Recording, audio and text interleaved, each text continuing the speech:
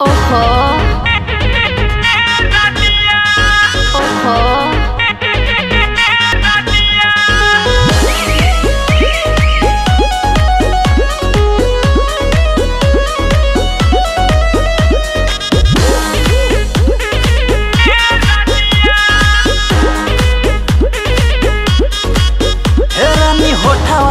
होठवा सटावे दहो काहे बनल बा फायदा उठावे दहो।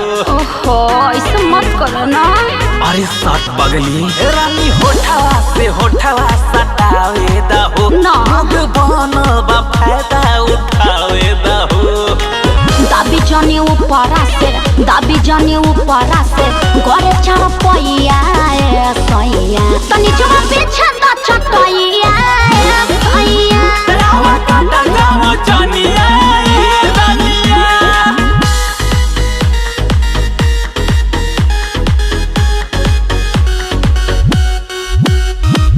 जोश में होश गवावा ना बहिया में रानी तू आवा ना हमारा से होत कंट्रोल नहीं खे बतिया में तू बहकावा ना।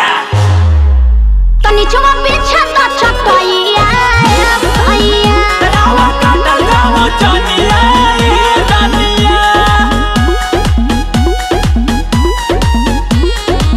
बुझलो ना दर्द मरद कैसन तू बारा लागे तू ले बजान हो। बज गइल 12 जनी खेला बिगार यही पे करे धन्यवान हो। ओहो अरे तनी कंट्रोल